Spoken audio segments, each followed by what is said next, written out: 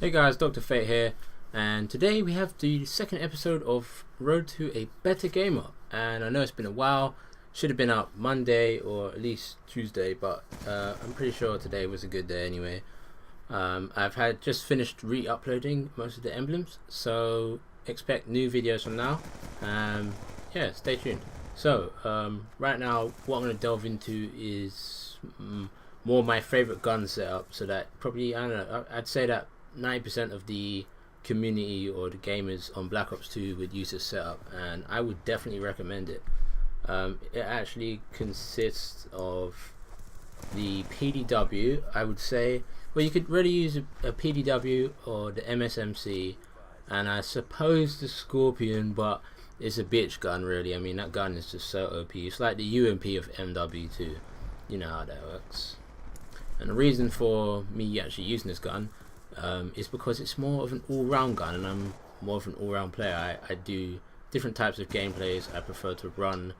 I can long range and close quarters with it, so it's quite a good gun for all-round users. It's also great for most close combat players. There's a lot of us that run around and like to rush, so there you go. Good for you campers as well, which is still accurate. It's got a good fire rate and the damage is pretty high, you know. So, and you can always customize it. The attachments I haven't actually listed there in the blade that I have created, but I do prefer to use extended clip and the silencer.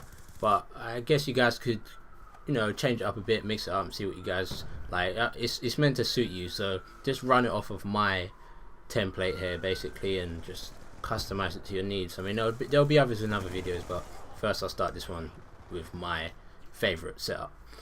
Alright, then next up we have the perks, which are sliding in now, and they pretty much consist just of, well, really and truly, I would usually run 3 basic perks, which would be Ghost. Once you've unlocked it, obviously. If you don't have Ghost, put Lightweight on. Make sure you have Dexterity.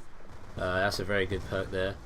I think that was the one that allowed you to aim faster after running and throw your stuff quicker, like your equipment. So that's another good perk there. And Toughness, so you can take a bit more damage without flinching so much. I mean, that's a great perk itself. You're practically almost superhuman. Not really, but you get the point.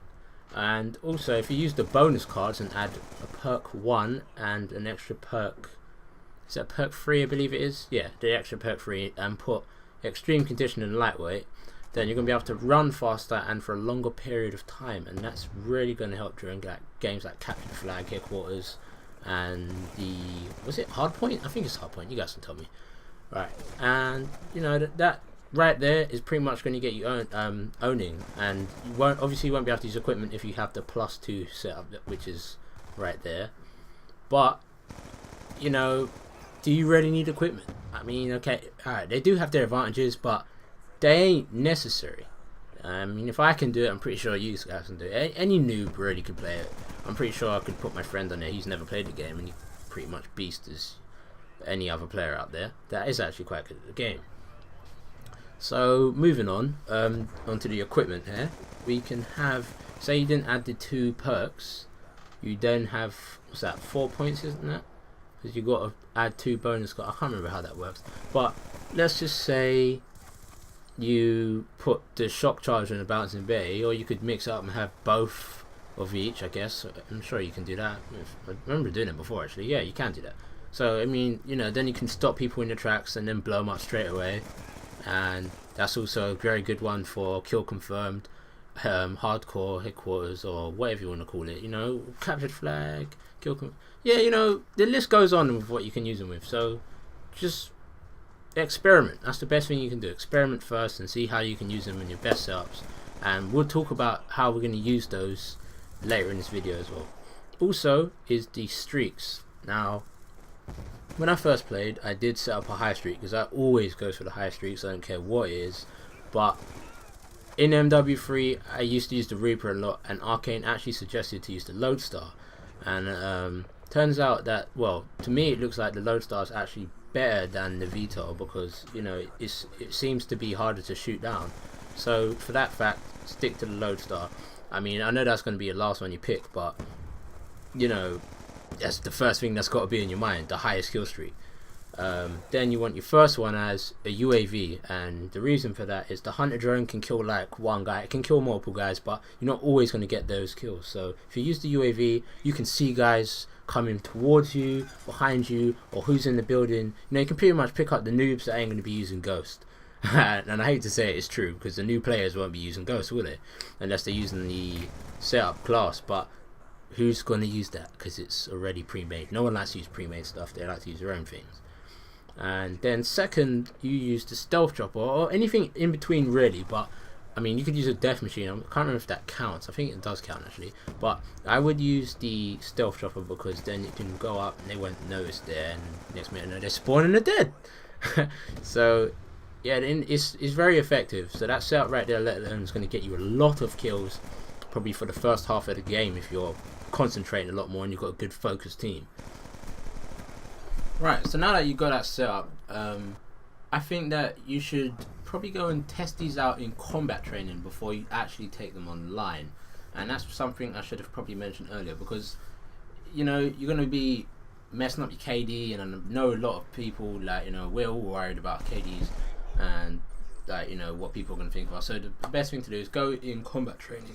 Whoa, excuse me, Jesus Christ. Right, yeah, go in combat training and pit off against every level of difficulty of enemy in any game type that you like play like regularly, and see how they work, you know, and write them down, write what works and write what doesn't, and then that way you can build up your own little arsenal of carnage.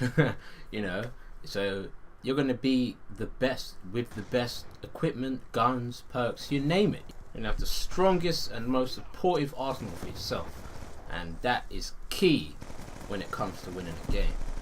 Now, I may not be able to talk about the map controls and flanking in this episode, but in the next one I will definitely go over those with you, and I will make sure Arcane is there. So probably 3 days to a week max, I'd say, for episode 3. So I hope you guys have enjoyed this gameplay, and do stay tuned because we have a lot more insightful information coming up soon.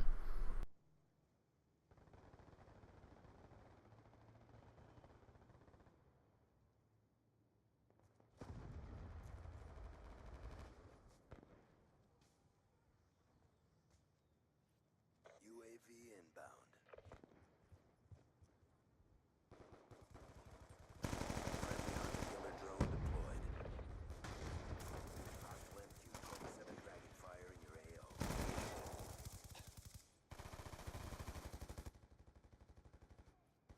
Revised hostile. On your feet.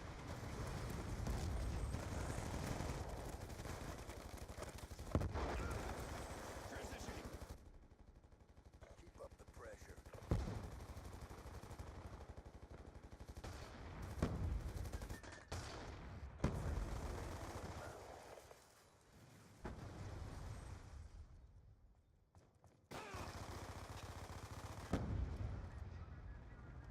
Friendly hunter-killer drone deployed.